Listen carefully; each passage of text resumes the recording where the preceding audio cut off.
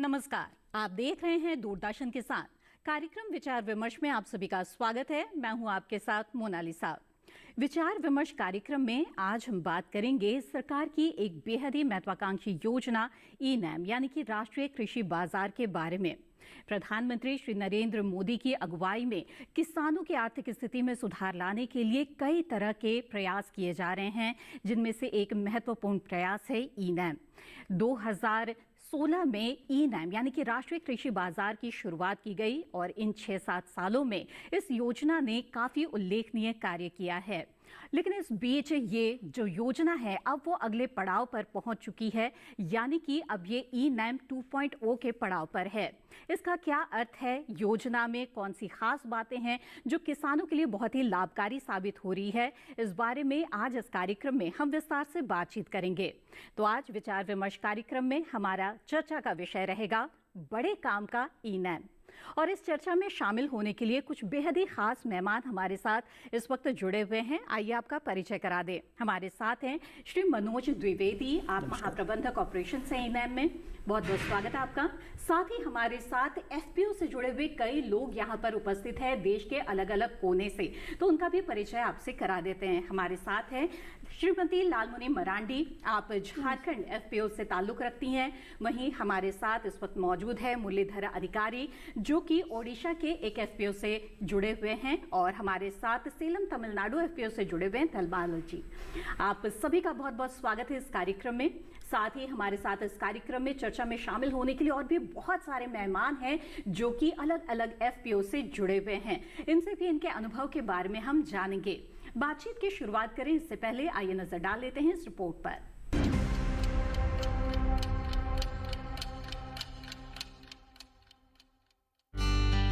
हाल ही में ई-नाम 2.0 और कृषि विपणन सुधार पर एक दिवसीय कार्यशाला का आयोजन किया गया। इस मौके पर कृषि सचिव मनोज आहूजा ने कहा, एक मार्केट क्या होता है, जब हम मार्केट की बात करते हैं, मार्केट की क्या परिभाषा होती है, एक इकोनॉमिक्स सब्जेक्ट में दी जाती है। मार्केट को डिफाइन करा जाता है जहाँ पे बहुत बेचने वाले हों या सेलर्स हों और खरीदने वाले हों। किसके लिए? कि उससे किसी की मोनोपोली नहीं होगी। अगर एक ही आदमी खरीदने वाला होगा, वो कह सकता है कि मैं सिर्फ इतनी दाम दूंगा।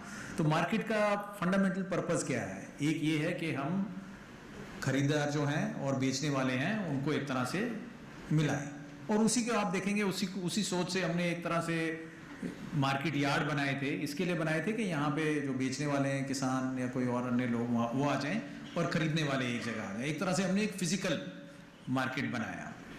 सेकेंड थिंग इज, मार्केट में बहुत ज़रूरी है जो बायर और सेलर हैं कि उनमें उनके पास इंफॉर्मेशन हो। इकोनॉमिक्स में इसको एसिमेट्रिक इंफॉर्मेशन बोलते हैं, और इसी एक आदमी को नोबेल प्राइज़ मिला था इसके लिए, एकरलॉफ करके, और यहीं पे 1960 या एंड दशक में वो प्लानिंग कमीशन में एक इंटर्नशिप करते थे। और ये आइडिया उनको कहाँ से आया, एसिमेट्रिक इंफॉर्मेशन? उन्होंने देखा हमारे देश में पहले जो दूध बिकता था, जो मिल्क का सेल होता था, अभी तो पैकेट्स में आता है, बट पहले जो ट्रेडिशनली मिल्क सेल होता था उसमें लोग पानी मिला देते थे। अब पानी मिला देते थे तो जो खरीदने वाला होता था, बायर होता था, उसको ये पता नहीं होता था क्वालिटी क्या है। तो अगर 10 रुपए की चीज़ है, उसको क्योंकि क्वालिटी नहीं पता होती थी, वो सोचता था पानी मिलाया, वो 8 रुपए देता था। तो क्या होता था, जो अच्छे दूध बेचते थे वो सारे मार्केट से खत्म हो जाते थे। 8 रुपए या 7 रुपए वाला मार्केट ही रहता था। मेरे कहने का मतलब है, जब हम मार्केट बना रहे हैं, एक बहुत ज़रूरी हमारे को जो ऑब्जेक्टिव है वो है इंफॉर्मेशन। जो बायर है कि उसको करेक्ट इन्फॉर्मेशन रहे कि क्वालिटी प्रोड्यूस क्या है और हम कैसे लाएं। आप जो बात कर रहे हैं सेइंग वगैरह, उसके साथ ही लिंक्ड होती हैं सारे।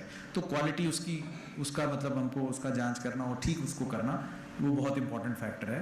और फार्मर के लिए बड़ा इंपॉर्टेंट चीज़ है कि उसके प्रोड्यूस के लिए उचित दर जो है, 2 तरह से प्राइस डिटरमिन होती है। एक तो मैंडेटेड जैसे एमएसपी होती है कई चीज़ों से, और कई चीज़ों से मार्केट प्राइस, जो भी वहाँ पे प्रिवेलिंग मार्केट प्राइस है।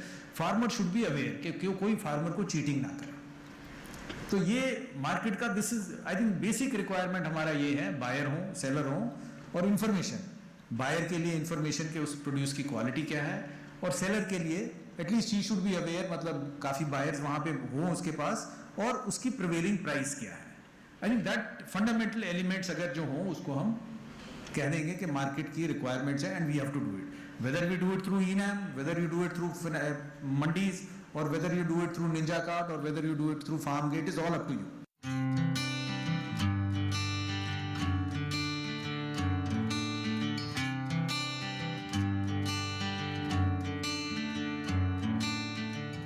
ई-नाम एक तरह का इलेक्ट्रॉनिक कृषि व्यापार पोर्टल है जो पूरे देश में मौजूद मंडियों को ऑनलाइन नेटवर्क से जोड़ता है।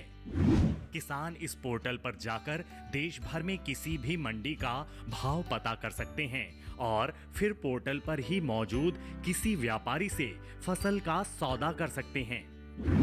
ई-नाम के जरिए किसानों को फसल बेचने के लिए ज्यादा विकल्प मिल रहे हैं।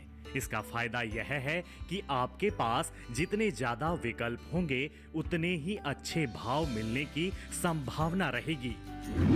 दरअसल ई-नाम एक देश एक बाजार की अवधारणा पर काम करता है और फसल को मंडी ले जाने के झंझट से भी छुटकारा दिलाता है। अप्रैल 2016 में जब ई-नाम की शुरुआत की गई थी उस समय सिर्फ 21 मंडियों को ही इसमें शामिल किया गया था और चुनिंदा फसलों की ही बिक्री हो पाती थी। लेकिन आज इसका दायरा 23 राज्यों और 4 केंद्र शासित प्रदेशों की 1350 से भी ज्यादा मंडियों तक फैल गया है। सबसे ज्यादा 157 मंडियां तमिलनाडु की हैं, उसके बाद 145 मंडियां राजस्थान की, 144 गुजरात की, 136 मध्य प्रदेश की, 125 उत्तर प्रदेश की, 118 महाराष्ट्र की और 108 हरियाणा की हैं। इन सभी मंडियों में आप ई-नाम के जरिए फसलों को खरीद और बेच सकते हैं। अगर आप ई-नाम पर फसल बेचना या खरीदना चाहते हैं तो दोनों ही स्थितियों में आपको अपना पंजीकरण कराना होगा। दरअसल किसान ई-नाम पोर्टल पर पंजीकरण करने और ऑनलाइन पारदर्शी और प्रतिस्पर्धी बोली पद्धति के जरिए अपनी उपज बेचने के लिए स्वतंत्र है, जो उन्हें ENAM प्लेटफॉर्म पर तेजी से शामिल होने के लिए प्रोत्साहित कर रहा है। बता दें कि ई-नाम पोर्टल पर पंजीकृत किसानों की संख्या 1,76,00,000 से भी ऊपर जा चुकी है, जबकि 3,000 से अधिक FPO भी अपना रजिस्ट्रेशन करा चुके हैं। बेची गई फसल का भुगतान सीधे किसानों के खातों में जाता है। सरकार राष्ट्रीय कृषि बाजार को लगातार बेहतर बनाने की कोशिश कर रही है। जुलाई 2022 में प्लेटफॉर्म और प्लेटफॉर्म्स यानी POP की शुरुआत की गई। इसका मकसद कई दूसरे बाजारों, खरीदारों और सेवा प्रदाताओं तक किसानों की डिजिटल पहुंच को सुनिश्चित करना था। साथ ही मूल्य प्राप्ति में सुधार और व्यापारिक लेन देन में अधिक पारदर्शिता भी इसका उद्देश्य था। इसके अलावा ये व्यापार, गुणवत्ता की परख, भंडारण, बाजार की जानकारी और परिवहन जैसी अलग अलग मूल्य श्रृंखला सेवाओं की सुविधा भी देता है। इन सुविधाओं के लिए अलग अलग प्लेटफॉर्मों के सेवा प्रदाताओं को शामिल किया गया है। ENWR पर आधारित गोदामों से व्यापार की सुविधा के लिए ई-नाम में वेयरहाउस आधारित ट्रेडिंग मॉड्यूल दिया गया। कुल मिलाकर ई-नाम न सिर्फ किसानों को घर बैठे फसल बेचने की सुविधा दे रहा है, बल्कि उन्हें उनकी फसल का उचित मूल्य भी मिल पा रहा है।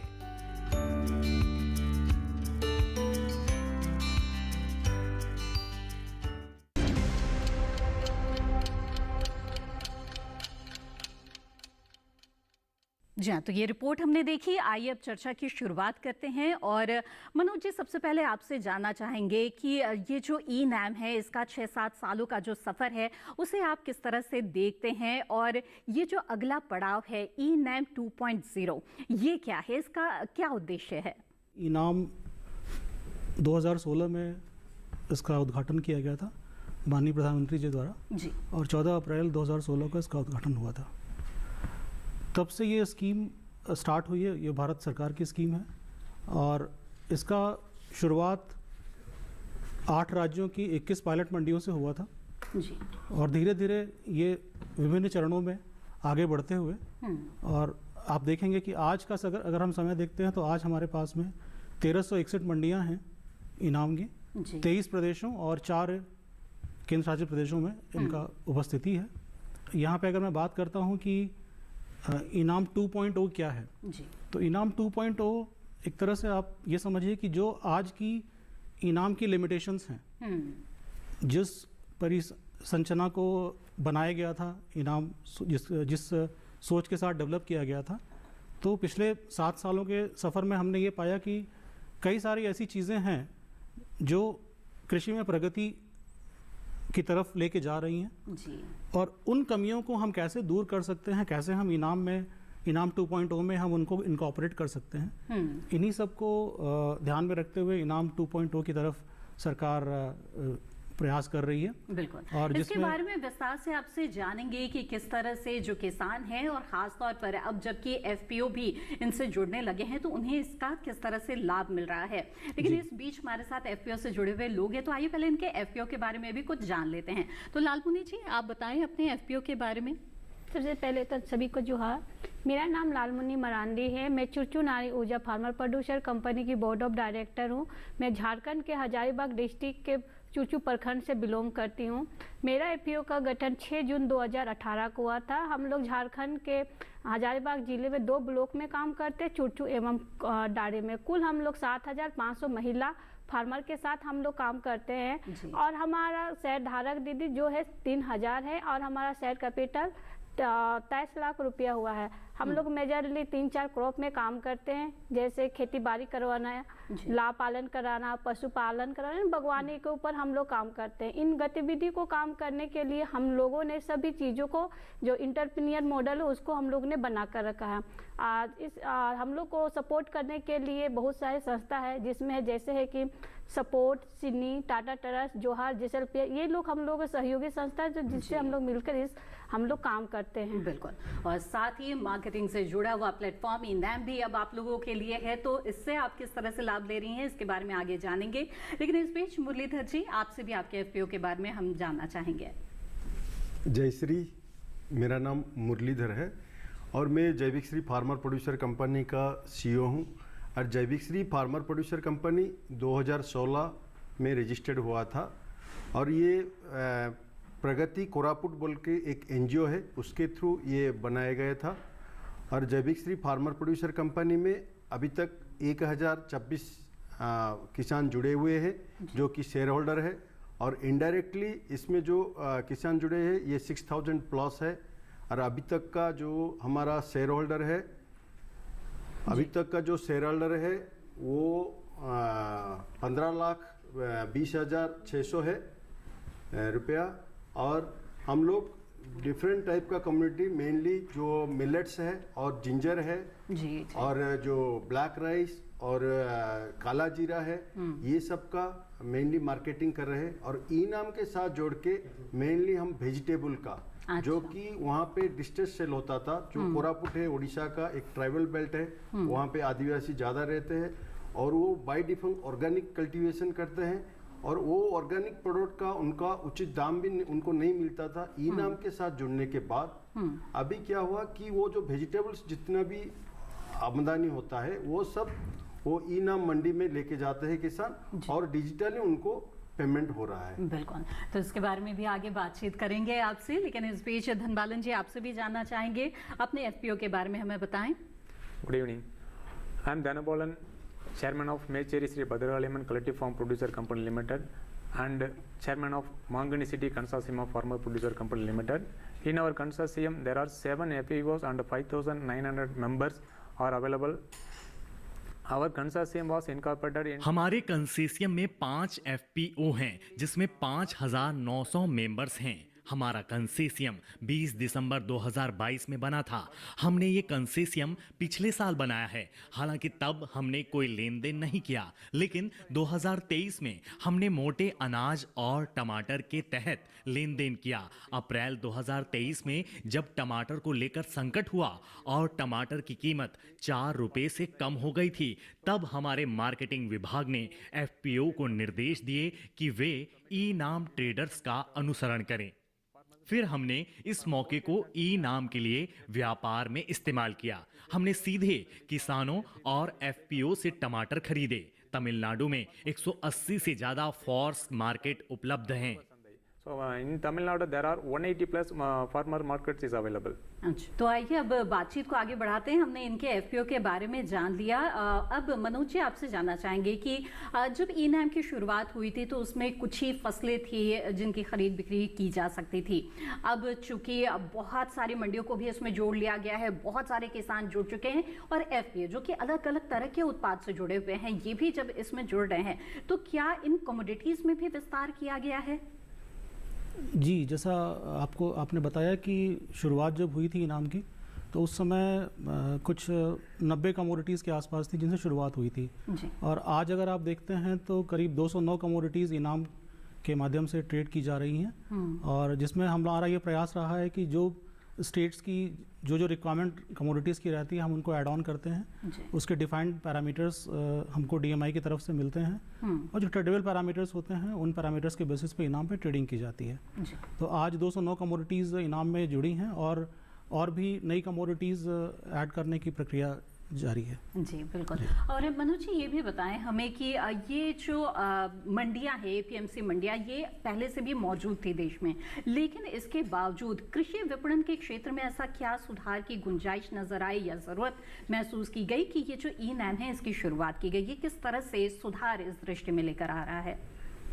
जी, ये आपका प्रश्न बहुत ही बढ़िया प्रश्न है। जैसा आपने मेंशन किया कि ऑलरेडी मंडियाँ थीं, मंडियाँ थीं तो फिर इनाम की ज़रूरत क्या थी? तो मंडियाँ तो पहले थीं। इनाम का जो उद्देश्य ये था कि भारत सरकार का ये विचार था कि एक मार्केट एक नेशन बनाने का उनका प्रावधान था। इसी वजह से इनाम का जन्म हुआ बेसिकली। तो मंडियाँ सब अलग अलग थीं।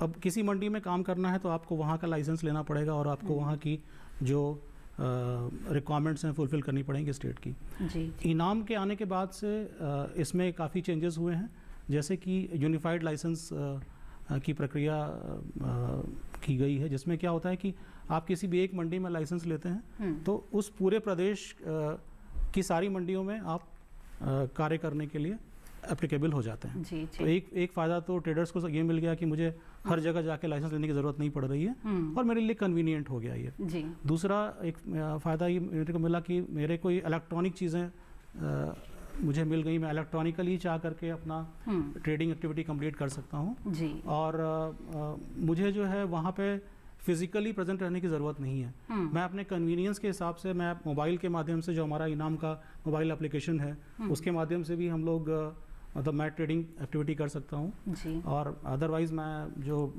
डैशबोर्ड है हमारे को जो मिला हुआ है वेबसाइट के माध्यम से, उससे मैं ट्रेडिंग कर सकता हूँ। तो दूसरी सुविधा मेरे को ये मिल गई कन्वीनियंस की। तीसरी ये मिली कि जो क्वालिटी पैरामीटर्स हैं वो अक्रॉस द प्लेटफॉर्म यूनिफॉर्म है। मतलब अगर गेहूं का जो क्वालिटी पैरामीटर रहेगा इनाम पे, वो अगर हरियाणा की किसी मंडी में सेलिंग हो रही है या कोटा की मंडी में सेलिंग हो रही है, वो बिल्कुल एक ही यूनिफॉर्म कमोडिटी का डिफाइंड पैरामीटर, फिर कोई गुंजाइश नहीं होगी, इसमें एक पारदर्शिता होगी। जी हाँ, उसमें बिल्कुल एक पारदर्शिता रहेगी। और इसी के साथ में एक और समस्या आ रही थी पहले कि भाई जो कमोडिटीज़ आती हैं मंडियों में उनका जो वजन होता है उसमें चूंकि मैनुअल इन्वॉल्वमेंट रहता है तो वो काफ़ी उसमें वेरिएशंस आते हैं और काफ़ी गलतियों के चांसेस रहते हैं। तो इनाम प्लेटफॉर्म आने के बाद से जो डिजिटाइज्ड हुआ है अपना पेमेंट का सिस्टम, उसमें अभी मैनुअल इंटरवेंशन काफ़ी हद तक कम हो गया है और करीब 2800 प्लस मंडियों में आप देखेंगे कि अभी जो है इलेक्ट्रॉनिक वेइंग स्केल्स इक्विप्ड हैं, जो कि डायरेक्टली अगर आप पेमेंट करते हैं तो वो सिस्टम पे उसकी रिकॉर्डिंग हो जाती है। मैनुअल इंटरवेंशन नहीं है, एरर्स नहीं होते हैं। जी बिल्कुल। तो त्रुटियां जो है वो कम हो गई, त्रुटियां कम हो गई हैं। बिल्कुल। और एक चीज़ और मैं ऐड करना चाहूँगा यहाँ पे कि जो पेमेंट का मोड था पहले सारा जो पेमेंट जो था, जब मंडियाँ पहले थी तो वो ऑनलाइन सिस्टम नहीं था पेमेंट का। पेमेंट जो है वो आपके कैश में ही, जैसे किसी ने खरीदा किसान को कैश में पेमेंट करा, कम करा ज़्यादा करा। पर इनाम के आने के बाद से ई पेमेंट काफ़ी अच्छे से हो गया है और अभी क्या हो रहा है कि आपको जितने अमाउंट की इनवॉइस जनरेट होगी उतना अमाउंट का पेमेंट करना है। तो वहाँ पे भी बदमाशी की गुंजाइश बिल्कुल नॉमिनल सी हो गई है, यानी ट्रांसपेरेंसी और आ गई है। बिल्कुल, और सीधे खाते में सीधे खाते जो है में रकम किसानों वो के पहुंच जाती जी, है। जा रहा है। बिल्कुल, तो कई तरह से किसानों को इससे लाभ हो रहा है। तो आइए एफपीओ से जुड़े हुए जो लोग हैं उनसे भी हम जान लेते हैं कि मंडी की तुलना में ई नैम जो कि एक डिजिटल प्लेटफॉर्म उन्हें देता है, उससे उन्हें किस तरह के फायदे हो रहे हैं। मुरलीधर जी, क्या बताना चाहेंगे? अब सब्जियां जैसे कि आप बता रहे हैं कि मुख्य तौर पे इसको लेकर आप आए हैं ई नैम में, तो अगर तुलना करें मंडियों के मुकाबले तो आप कितना इसमें लाभ देखते हैं? अभी देखिए, जो हम लोग पहले बेचते थे, जो हमारा किसान पहले बेचते थे, जी, तो जो ट्रेडर आता था उसका कोई रजिस्ट्रेशन ऐसा नहीं था। कोई भी ट्रेडर आके खरीद के ले जाता था। कभी तो पैसा आज दूंगा, काल दूंगा, ऐसे करके जो ऐसे जो ठगने का शिकार ज़्यादातर किसान होते थे। अभी क्या है, ई नाम के साथ जुड़ने के बाद हमारा मेनली जो किसान लोग हैं वो जब मंडी को सामान लेके आते हैं, पहले उनका रजिस्टर्ड हो जाता है। जो भी ट्रेडर वो ट्रेडिंग करके लेने के लिए तैयार होता है उसका भी पहले से रजिस्टर्ड होता है, और वो कितना पैसा में देगा वो फाइनल होता है, फिर उनका अकाउंट में पैसा जाता है जी। तो इसमें क्या है कि गैप और नहीं रहता है, जितना का उसका सामान जितना मूल्य का है उतना पैसा उसको मिल जाता है जी। पहले क्या होता था कि वो किसान को कोई ज्यादा रेट बोल देता था, सामान लेके चला जाता था, फिर बाद में पैसा नहीं देता था। ये सब मिसचिप्स होता था। अभी इनाम के थ्रू होने से ये सब हट गया है। जी हाँ, तो ठगी के शिकार अब किसान नहीं हो रहे हैं, और जो बिचौलिए होते थे वो भी अब बीच में नहीं रह गए हैं। तो सीधे सीधे एक पारदर्शिता जो है वो बन गई है। लालमुनि जी, आपसे भी जानना चाहेंगे, बताइए मार्केटिंग के लिहाज से किस तरह से ये ज़्यादा सुविधाजनक प्लेटफॉर्म आपको लगता है? ये इनाम से जुड़कर हम लोगों को काफ़ी एफपीओ का फ़ायदा हुआ है। इससे पहले जब हम लोग इनाम से नहीं जुड़े थे तब हम लोगों को एफपीओ का बहुत सारे नुकसान हो रहे थे। जैसे कि हम लोग अपने वो उत्पाद को बाज़ार में बेचने जाते थे, जिसमें एक सीमित हम लोग कुछ 2-4 बाज़ार से ही हम लोग को लिंकेज रहता था, जिसके कारण होता था कि व्यापारियों का हम लोग जानकारी का अभाव होता था, कम व्यापारियों का, और इसमें बिचौलियों का फायदा सबसे ज़्यादा होता था। अगर मान लीजिए मेरा गांव में अगर कोई वेंडर बाहर से कोई वेंडर आता है, वो 10 रुपये किलो में टमाटर हम लोग को ले जाता था, मगर यही है कि दूसरा पंचायत में रेट उसका अलग अलग भाव होता था, जिसके हम लोग को यही कारण होता था कि जो बाजार की जो मंडी का रेट है वो हम लोग को एडजस्ट हम लोग को पता नहीं चलता था, जिसके कारण होता है कि हमारे एफपीओ का बहुत नुकसान होता था, और लेन देन में भी बहुत समस्या होती थी। अगर कोई व्यापारी हम लोग के एरिया में आता, खरीदारी करता था, तो हम लोग अगर माल उसको सप्लाई करते थे, कुछ एडवांस दे के वो तो माल तो ले जाता था। पैसा लेने में बोलता है कि 2 से 4 दिन में हम लोग आपका पैसा जब सारा बिक जाएगा तो आपको पैसा हम लोग ला कर दे देंगे, मगर ऐसा करते करते 2 या 4 दिन होते सब तो बीत जाते थे। इसमें ये हो जाता था कि हम लोग तो किसान का भरोसे से अपना उत्पाद को उठाते थे, मगर किसान को समय पर हम उसका भुगतान नहीं कर पाते थे, तो किसान से का जुड़ाव भी हम लोग उसके साथ धीरे धीरे कम होने चला। तो इससे हम लोग का एफपीओ का होगा कि हमारे शेयर धारक दीदी हमसे धीरे धीरे छूट जा रहे थे, ये हम लोग के लिए बहुत बड़ा नुकसान का बात हो रही थी। इनाम के आने से हम लोग को एक फायदा ये हुआ कि जब हम लोगों ने इनाम के माध्यम से 2019 में अपना कंपनी का रजिस्ट्रेशन कराया था, और तभी से हम लोग ने इनाम के माध्यम से हम लोग ने बिजनेस करना शुरू किया। इनाम के माध्यम से सबसे पहले हम लोगों ने 922 मीट्रिक टन उत्पाद और 1 करोड़ 25 लाख का इनकम हम लोगों ने डिजिटल पेमेंट किसानों का हम लोग इनाम के माध्यम से कराएं। और यहाँ है कि जहाँ वेंडर का लिंकेज था कि जो बढ़ोतरी हम लोग का 5 से 7% हम लोग को जो वेंडर का लिंकेज है जिसमें हमको बढ़ोतरी हुए। देश में जितना भी अलग अलग मंडी है, जब हम इनाम से रजिस्ट्रेशन होने के बाद हम लोग को जो डायरेक्ट हम लोग को पता चल जाता है कि आज देश का बाहर का मंडी में क्या रेट होने वाला है, प्राइस होने वाला है। फायदे यहाँ पर आपने बताया कि जी हाँ, ये व्यावहारिक तौर पर ये फायदे हो रहे हैं कि आपको तमाम जगहों के जो भाव है जिनसों के उनके बारे में जानकारी मिल जाती है, और पेमेंट जो है उसके लिए इंतजार नहीं करना पड़ता। और जैसा कि लालमुनि जी बता रही थी कि आपस में एक जो विश्वास की डोर है जो टूटने लगी थी वो अब वापस से मजबूत हो गई है किसानों के साथ भी। धनपालन जी, आपसे भी जानना चाहेंगे, बताइए कि ये जो मार्केटिंग का प्लेटफॉर्म है, डिजिटल प्लेटफॉर्म खासतौर पर होने की वजह से आपको क्या सुविधा हुई? Enam is a green revolutionary for in agri. In earlier for every FPO in Tamil Nadu. हमारा एफपीओ अपने मार्केटिंग विभाग से सलाह लेता है। वो हमें ई नाम में काम करने का सही तरीका बताते हैं। हमारा एफपीओ इकलौता ऐसा एफपीओ है जो प्राइवेट ट्रेडर के लिए नहीं है। हम सीधे किसानों से खरीदते हैं और सीधे उपभोक्ता तक पहुंचाते हैं। इससे ई नाम के काम करने के तरीके में जिम्मेदारी और पारदर्शिता दिखती है। जैसा कि देश अब डिजिटल पेमेंट की दिशा में आगे बढ़ रहा है, ऐसे में ई नाम में कैश के जरिए भुगतान का कोई विकल्प नहीं है। Private traders. So we are directly purchased from the farmers. हमारे किसानों को बैंकों के जरिए सीधे उनके खाते में पैसा मिल रहा है। This ENAM given clear accountability, transparency in actions. Ji So the payment is now our India is moving forward to digitalization, digital payment. Ji. So in the ENAM there is no option for call for cash. So there is no cash anything. So we directly our farmers getting the payment through their bank. जी बिल्कुल। मनोज जी, यहाँ पर ये जानना चाहेंगे आपसे कि मुख्य तौर पे किसान जो कि अपने कृषि जिन्स बेचने के लिए आते हैं, चाहे एफपीओ की ही बात कर ले, तो उनके लिए तो ये सुविधाजनक हुआ ही है। वो जान पाएंगे कि कहाँ पे कौन से ग्राहक है जो उन्हें अच्छा दाम दे सकते हैं। लेकिन अगर ग्राहकों के लिहाज से बात करें, क्योंकि कई एफपीओ जो है वो खरीदते भी हैं, तो उनके लिहाज से ये जो प्लेटफॉर्म है वो किस तरह की सुविधा मुहैया कराता है? और खासतौर पर अगर इसके 2.2 वर्जन की बात करें तो क्या इसमें इस दिशा में भी कुछ खास इसमें सुधार किए गए हैं?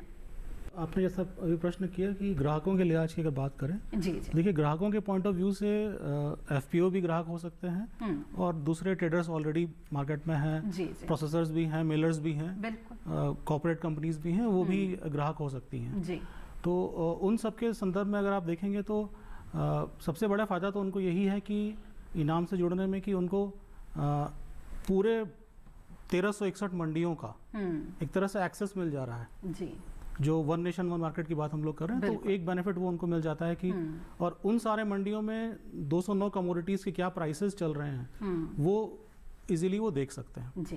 अब मैं यहाँ पे उदाहरण देना चाहूँगा आपको कि इंटर स्टेट ट्रेड के कई सारे एग्जांपल्स हमारे सामने हैं इनाम के, जिसमें कि व्यापारी तो बैठा हुआ है वो कहीं किसी और राज्य में, ठीक है, व्यापारी बैठा हुआ है झारखंड में बैठा हुआ है, वो चंडीगढ़ में बैठा हुआ है, वो कहीं बैठा है। अभी सीजन हमारा एप्पल का चल रहा है, मैं एप्पल का एग्जांपल लेना चाहूँगा यहाँ पे, ठीक है, कि जम्मू कश्मीर में ग्रोवर्स हैं जी। सारे बागान जो हैं आपके एप्पल के वहीं पे हैं जम्मू कश्मीर में। तो जम्मू कश्मीर से कुछ सदस्यगण यहाँ बैठे भी हैं एफपीओस के हमारे, तो वहाँ पे जो प्रोडक्शन हो रहा है वो इनाम के माध्यम से हम लोग दूसरे स्टेट्स में, दूसरे स्टेट का व्यापारी है बड़े आसानी से खरीद ले रहा है ऑनलाइन माध्यम से। अगर मैं उसको कहूँ कि इनाम नहीं होता तो उसके लिए बहुत ही कठिन होता कि वो जम्मू कश्मीर जाए, वहाँ पे ग्रोवर्स के साथ में टाई अप करे और फिर खरीद के ले आए। पर इनाम के माध्यम से जो वहाँ पे मंडियाँ हैं, मंडियों ने ग्रेडिंग की फैसिलिटीज़ और अपनी सॉर्टिंग की फैसिलिटीज़ लगाई हुई है, एक तरह का विश्वास बना हुआ है जी, जी। अगर मैं एग्जांपल की बात करता हूँ तो पिछले सीज़न में करीब 1.25 करोड़ से ज़्यादा का एप्पल का व्यापार हुआ है इनाम प्लेटफॉर्म पे।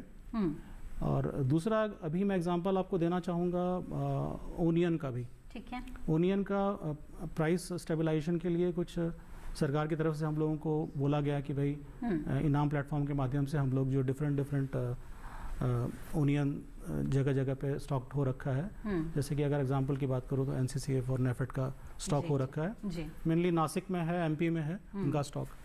अब ओनियन के प्राइसेस का ये था कि अलग अलग मंडियों में अलग अलग स्टेट में प्राइसेस बढ़ रहे हैं, बढ़ने के चांसेस हैं, तो सरकार की तरफ से बोला गया, तो हम लोगों ने इनाम प्लेटफॉर्म पे कुछ प्रयास किया और प्रयास करके हम लोगों ने ओनियन की अगर मैं एग्जांपल कह रहा हूँ तो ओनियन में हम लोगों ने जैसे लासल गांव मंडी, वहाँ पे हमने अपने फार्म गेट मॉड्यूल के माध्यम से, एक हमारा इनाम का फार्म गेट मॉड्यूल है, अच्छा, उसमें वेयर हाउस में जो उनके स्टॉक रखा हुआ है उसी स्टॉक को हम लोगों ने लॉट क्रिएट किया, और व्यापारी जो है वो अंबाला में बैठा हुआ है, फरीदाबाद में बैठा हुआ है, गाजियाबाद में बैठा हुआ है, लखनऊ बैठा हुआ है, उन सबको वो लॉट्स दिख रहे हैं, वो लोग बिड कर पा रहे हैं और गाड़ियां जो हैं वो जगह जगह जा करके मूव हो रही हैं। ठीक। एक तरह से हम लोगों ने कोशिश करी और प्राइस भी काफ़ी स्टेबलाइज हुआ इसमें। जी बिल्कुल, इसमें जो आम उपभोक्ता है जाहिर तौर पे उन्हें भी उन्हें भी फायदा बहुत हो जाता है फायदा जब हुआ। उपलब्धता तमाम तो जगहों ये पर सब हो चीज़ें जाती है। सारी आप देखें तो जो बायर्स हैं उनके लिए ही बहुत ही बेनिफिट की बात है कि बाहर से बैठ करके, दूर से बैठ करके आप परचेजिंग भी कर सकते हो जी और उनको मटेरियल उनके डोर स्टेप पे मिल जाता है। बिल्कुल। तो इसी तरह से एक राष्ट्र एक बाजार की अवधारणा पर चल रहा है ई नैम, जिसके बारे में विस्तार से हमारी बातचीत इसी तरह से जारी रहेगी। कार्यक्रम में फिलहाल वक्त हो गया है एक छोटे से ब्रेक का, जल्द हाजिर होंगे। आप बने रहें दूरदर्शन किसान पर।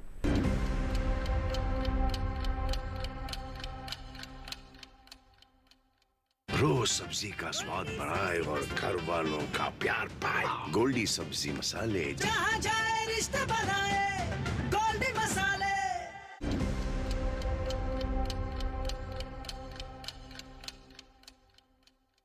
ब्रेक के बाद आप सभी का फिर से स्वागत है। आप देख रहे हैं कार्यक्रम विचार विमर्श, जिसमें आज हम बात कर रहे हैं ई नैम की। विषय है बड़े काम का ई नैम। जी हाँ, तो राष्ट्रीय कृषि बाजार 2.0 वर्जन आ चुका है, यानी कि अगले पड़ाव पर ये योजना पहुंच गई है। इन बीते 6-7 सालों में इस योजना में काफी प्रगति देखी गई है और कई सुधार समय समय पर किए जाते रहे हैं, जिन पर आज इस कार्यक्रम में हम विस्तार से बातचीत कर रहे हैं। बातचीत को यहाँ पर आइए आगे बढ़ाते हैं और मनोज जी आपसे जानना चाहेंगे, ये जो ई नैम है इसकी सबसे बड़ी खास बात यह है कि इसमें बड़ी पारदर्शिता है और ये तमाम जगहों पर, अलग अलग जगहों पर जो भी कृषि जिनसे किसी भी तरह की कमोडिटी है तो उसके भाव देखे जा सकते हैं। तो जानना ये चाहेंगे इसकी प्रक्रिया के बारे में कि इसके जो भाव होते हैं वो किस प्रकार से तय किए जाते हैं। साथ ही इसमें ई बोली भी लगती है, तो उसकी क्या प्रक्रिया है? जी, जैसा आपका प्रश्न है उस हिसाब से देखा जाए तो इनाम में भाव तय करने के लिए क्वालिटी असेसिंग इक्विपमेंट्स लगे हुए हैं अलग अलग मंडियों में, जगह जगह मंडियों पर लगे हुए हैं। पहले के समय की अगर बात करते हैं तो वो काफ़ी मैनुअली सारी चीज़ों को किया जाता था जी। और वो ढेरी में से माल उठा करके देखते थे कि भाई क्या क्वालिटी में कितना मॉइस्चर है, दांत के नीचे रख लिया कितना मॉइस्चर है, क्या है जी।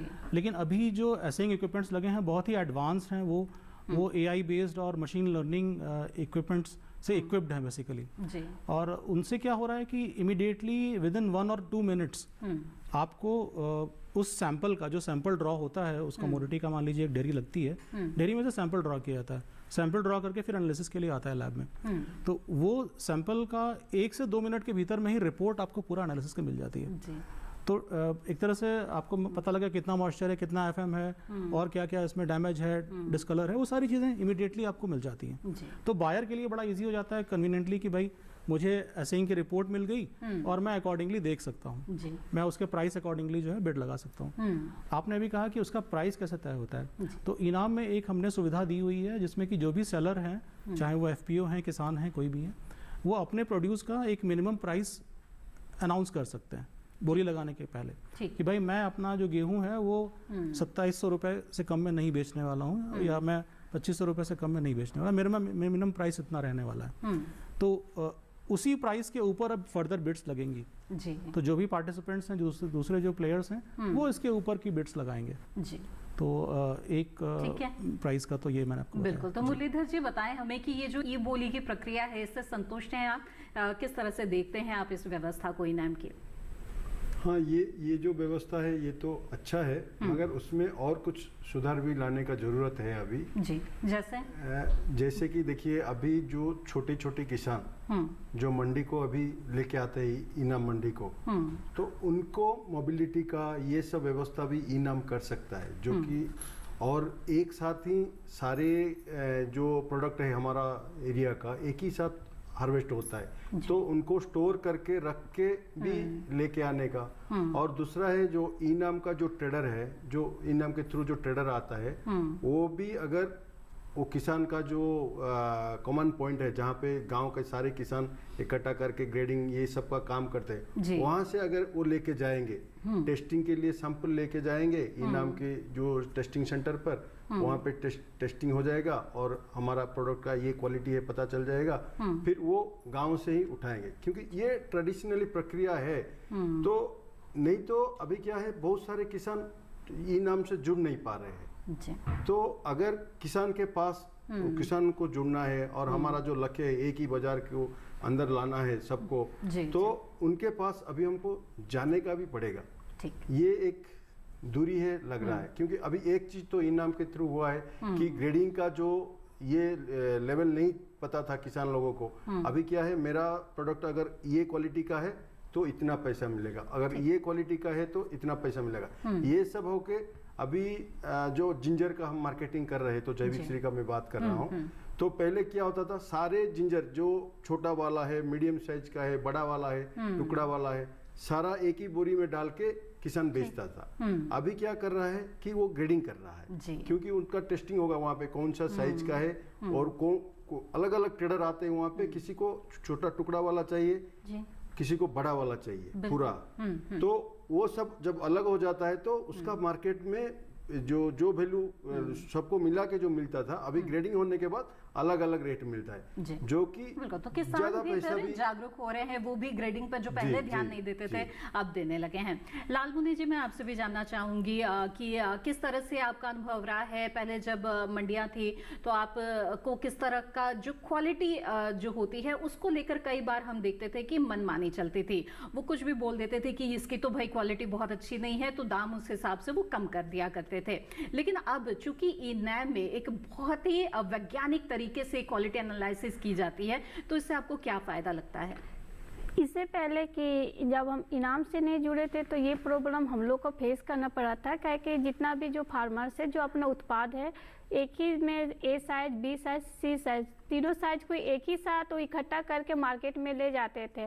जबकि इनाम से जब हम लोगों ने रजिस्ट्रेशन कराया, जो इनाम के जो वेंडर हो हम लोग के ऑफिस में आए और उसने हम लोगों ने बताया कि आप A grade, B grade, C grade, तीनों ग्रेड का जो sorting ग्रेडिंग अलग अलग करिए, जिससे होता है कि ए ग्रेड का आपको अलग मिलेगा और दाम मिलेगा, बी ग्रेड का अलग, सी ग्रेड का अलग। ऐसे हम लोगों ने जब ये चीज़ हम लोगों को इनाम के लोग जो वेंडर तो बताए, तो हम लोगों ने ये प्रक्रिया अपने गांव में हम लोग ने शुरू कर दिया। तो वहीं से हम लोग अब तो इसमें देखा गया कि किसानों को अधिक फायदा होने लगा, क्योंकि उसका उत्पाद जो भी है जो sorting ग्रेडिंग करके भी होता है कि अलग भाव ए ग्रेड, बी ग्रेड का, सी ग्रेड के, तीनों ग्रेड का अलग अलग प्राइस मिलता है। तो इससे किसान बहुत संतुष्ट हुए।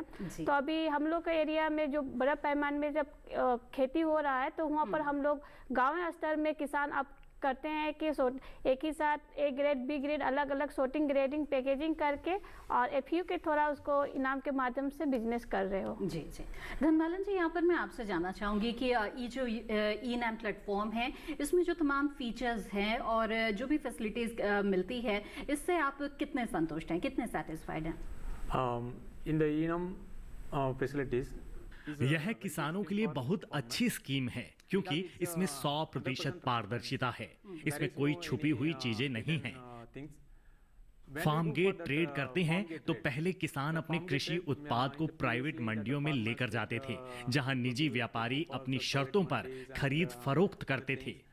जबकि ई-नाम के जरिए जब लॉट एंट्री की जाती है, तब हमारे कृषि उत्पाद और खेत की असल तस्वीरें लेते हैं, तो खरीदने वाला भी कृषि उत्पाद की तस्वीरें देख सकता है, जिससे वे खुश होते हैं। लेकिन लॉट की बोली लगाने के बाद भी कृषि उत्पाद के वजन और उसकी गुणवत्ता से अगर खरीदार संतुष्ट नहीं होता है, तो बेचने वाला उत्पाद वापस ले सकता है, जो कि ई-नाम की एक अच्छी बात है। After bidding the lot, so they basically they check for the weight also, they basically check for the produce also, agri produce also. Maybe in terms sometimes that produce is not good, so that seller is taking back also. So this is very very good. तो मुरलीधर जी, आप काफी समय से ई-नैम से जुड़े हुए हैं, इस व्यवस्था में और सुधार के लिए क्या आप कुछ सुझाव देना चाहेंगे? हाँ, ये तो अभी जो चल रहा है अच्छे से चल रहा है, मगर और सुधार के लिए मेनली मैं बोल रहा हूँ कि कुछ कोल्ड स्टोरेज या कुछ गोदाम और कुछ मोबिलिटी का व्यवस्था, ये सब अगर ई-नाम में जुड़ेंगे, और कुछ नया कमोडिटी का भी, अभी 279 कमोडिटी है इसमें, फिर भी और बहुत सारे कमोडिटी है जो कि जोड़ने से और किसान लोग लाभ मिलेगा, एपीओ को भी उसमें फायदा होगा, क्योंकि अभी इन जनरली राइस बोल के डाले हैं तो राइस में बहुत सारे वेराइटी है जी। तो वो सेंटेड वेराइटी कुछ है, कुछ मेडिसिनल वेराइटी का है, तो वो सब भी रिफॉर्म करके उसमें डालने का जरूरत है, ये होने से और अच्छा होगा। बिल्कुल। तो लालमुनि जी, अब आपसे जानना चाहूंगी, कई सालों के दौरान हमने देखा है इनाम में काफी सुधार हुए हैं, तो आप भी कुछ और जो इस प्लेटफॉर्म से चाहती हैं जिससे आपको लगता है कि और किसानों को लाभ होगा? जी हाँ, इसमें है कि देखिए कि हम लोग इनाम के माध्यम से व्यापार कर रहे हैं, तो हम लोग कुछ उत्पाद ही को रख सकें, मेजरली पेड़ी, तरबूज और खीरा, इसी उत्पाद को हमने इनाम के माध्यम से हम लोग ने व्यापार किया है। हम लोग का सोच है कि भी और भी जो हमारे एरिया में उत्पाद होते हैं वो सारी चीज़ें हम इनाम के माध्यम से हम व्यापार करें, और हमारे एफपीओ का फ्यूचर यही है कि अगर 80% अगर फार्मर अगर इनाम के माध्यम से अगर वो व्यापार करता है तो आने वाले फ्यूचर में हम लोगों का एफपीओ का ट्रांजैक्शन हाईएस्ट होगा, जिसमें होगा फार्मर्स को भी फायदा मिलेगा एंड एफपीओ को भी फायदा है। बिल्कुल। धनपालन जी, आप क्या कहना चाहेंगे, इसे ई नैम को और इफेक्टिव बनाने के लिए क्या किया जा सकता है? इन द ई नाम हाल ही में ई नाम 2.0 पर हमारी चर्चा हुई है। हर किसान चाहता है कि उसे उसके कृषि उत्पाद का पैसा तुरंत मिल जाए, तो इसके लिए हमने अपनी ई नाम 2.0 टीम को निर्देशित किया है कि ई नाम वॉलेट से पैसे तुरंत किसान के वॉलेट में ट्रांसफर हों, जिससे किसान भी खुश रहे। मैं ई नाम को लेकर अपना एक और अनुभव साझा करना चाहूंगा। जब अप्रैल 2023 में टमाटर के भाव 4 रुपए तक नीचे गिर गए थे, तब हमारे विभाग ने आगे के लेन देन ई नाम के जरिए करने को कहा। हमने किसानों को करीब 8 रुपए तक का फायदा पहुंचाया। हमने 4 रुपए देने की बजाय किसानों को 8 रुपए दिए और 2 रुपए दोनों एफपीओ यानी खरीदने और बेचने वाले दोनों एफपीओ को दिए। हाल ही में जुलाई 2023 में जब टमाटर के भाव आसमान छू रहे थे, तब हमारे किसानों ने टमाटर के भाव को 100 रुपए से नीचे रखने में काफी मदद की, जबकि दूसरे राज्यों और जिलों में टमाटर के भाव 150 से लेकर 200 रुपए से भी ज्यादा हो रहे थे। लेकिन हमारे किसान मदद कर रहे थे, क्योंकि हम ई नाम के जरिए व्यापार कर रहे थे, जहां खरीदने और बेचने वाले एफपीओ उपलब्ध थे। इसमें ई नाम हमारे लिए काफी अच्छा रहा। तो मनोज जी, बहुत सारी तारीफें तो हुई ई नाम की, लेकिन इसके साथ ही कुछ सुझाव भी आए हैं। बताएं आप इसके बारे में क्या कहना चाहेंगे और 2.0 के बारे में क्या कहना चाहेंगे? वो कौन कौन से सुधार है जो इसमें लेकर आए गए हैं, जो आने वाले समय में किसानों के लिए बहुत ही लाभकारी होंगे? अभी आज जैसा कि इन्होंने मेंशन भी किया धनपालन जी ने कि एक वर्कशॉप हुई है 2.0 पे, जिसमें जो विभिन्न स्टेक होल्डर्स हैं, सरकार एक स्टेक होल्डर है, डिफरेंट गवर्नमेंट डिपार्टमेंट्स हैं, डिफरेंट प्लेयर्स हैं, एफपीओज हैं, सेलर्स हैं, बायर्स हैं, उन सभी का व्यू पॉइंट हम लोग कलेक्ट कर रहे हैं। और जैसे अभी यहाँ पे कुछ सुझाव हमारे को मिले, उस तरह से कई सारे सुझाव हमारे को वर्कशॉप में भी मिले हैं जी। और डेफिनेटली जैसा इन्होंने मेंशन किया कि कुछ वेयर हाउसिंग के चैलेंजेस इनको रहे हैं कि भाई डिस्ट्रेस सेल को कैसे अवॉइड किया जाए, तो उस पर भी काफ़ी फोकस किया गया है कि मंडियों के बाहर भी जो स्ट्रक्चर्स हैं या जो उस तरह के फैसिलिटीज़ सरकार की तरफ से उपलब्ध हैं, या जो दूसरे मार्केट्स हैं, या एफपीओ कलेक्शन पॉइंट है या फार्म गेट है, वहाँ से भी किस तरह से हम इनाम को जोड़ करके और कैसे इनाम पे वो जो सेलर है वो प्रोड्यूस को सेल कर सके। एक तो ये सुधार की ज़रूरत है और जिसको कि बहुत जल्दी ही मुझे लगता है कि चर्चा चल रही है, तो काफ़ी कुछ उसमें निकल के आएगी बातें। और इसके साथ में अगर देखेंगे कि दूसरे कई सारे राज्यों में अभी भी उन्होंने रेस्ट्रिक्ट कर रखा है ट्रेड को जी। तो उसको भी ओपन अप करने की बात है कि भाई आपका जैसे ट्रेडर है वो इनाम में रजिस्टर हो गया, तो उसको फिर आप अलाउ करो। कई सारे राज्यों ने अलाउ किया हुआ है कि अगर यूपी ने अभी बीच में अलाउ किया था, आलू के सीजन की बात करता हूँ मैं, तो ये राज्यों पर निर्भर करता है जी। तो डेफिनेटली उनको ये सुधार भी करना पड़ेगा अपने उस प्लेटफॉर्म में कि इनाम का अगर वो बायर है तो वो उनके राज्य से भी कर सकता है। अभी इन्होंने मेंशन किया कि इंटर स्टेट ट्रेड की फैसिलिटी उड़ीसा में नहीं है, तो वो राज्य को आगे आकर के और अलाउ करना पड़ेगा, ताकि जो है दूसरे राज्यों से उनका व्यापार अच्छे से हो और जो सेलर्स हैं उनको बेहतर मूल्य की प्राप्ति हो इनाम के माध्यम से। साथ ही अगर आप बात करते हैं तो कुछ काफ़ी एडवांस इंफॉर्मेशन शेयरिंग की भी कुछ कॉन्सेप्ट्स की बात हो रही है इनाम 2.0 में, जिसमें कि जो एडवांस इंफॉर्मेशंस हैं वो बायर्स को भी अवेलेबल हो जाएंगी, ठीक है, उनको उनके डैशबोर्ड पे अवेलेबल हो जाएंगी जी, जिससे कि उनके जो डिसीजंस होंगे वो बेटर रहेंगे। आगे के लिए भी कई तरह की रणनीतियां अभी भी बनाई जा रही है और इस योजना में और भी सुधार लाने की दिशा में प्रयास किए जा रहे हैं। मनोज जी, मुरलीधर जी और इसके साथ ही धनबालन जी और लालमुनि जी, आप लोगों का बहुत बहुत शुक्रिया इस कार्यक्रम में शामिल होने के लिए और अपने अनुभव हमारे साथ साझा करने के लिए कि ये जो ई-नैम प्लेटफॉर्म है ये किस तरह से किसानों के लिए, FPO के लिए और तमाम तरह के स्टेक होल्डर्स जो इससे जुड़े हुए हैं उन्हें उनके लिए लाभकारी बनाने के लिए कार्य किया जा रहा है। इसके साथ ही लगातार विचार मंथन जारी है इसमें और भी सुधार लाने के लिए। तो अगर बात करें ease of doing agri business या फिर कृषि विपणन सुधार की बात करें तो इस दिशा में उठाया गया एक बेहतरीन कदम है ई-नैम यानी कि राष्ट्रीय कृषि बाजार। तो बहुत सारे किसान, व्यापारी FPO से जुड़े हुए हैं, लेकिन अगर आप अभी तक इससे नहीं जुड़े हैं तो जरूर इससे जुड़े, ये आपके लिए बहुत ही फायदेमंद साबित होगा। हमें उम्मीद है आज के कार्यक्रम में जो चर्चा की गई है, जो जानकारियां निकल कर आई है, उसका लाभ आप जरूर उठाएंगे। इसी के साथ विचार विमर्श कार्यक्रम में आज बस इतना ही। कार्यक्रम से जुड़े अपने जो विचार हैं वो आप हमारे साथ साझा कर सकते हैं। इसके लिए आप ईमेल भेज सकते हैं। हमारा ईमेल ID है vicharvimarsh08@gmail.com। इसी के साथ आज के विचार विमर्श के कार्यक्रम में बस इतना ही। फिर हाजिर होंगे लेकर एक और विषय। तब तक के लिए दीजिए इजाजत। आप बने रहें दूरदर्शन किसान पर। नमस्कार।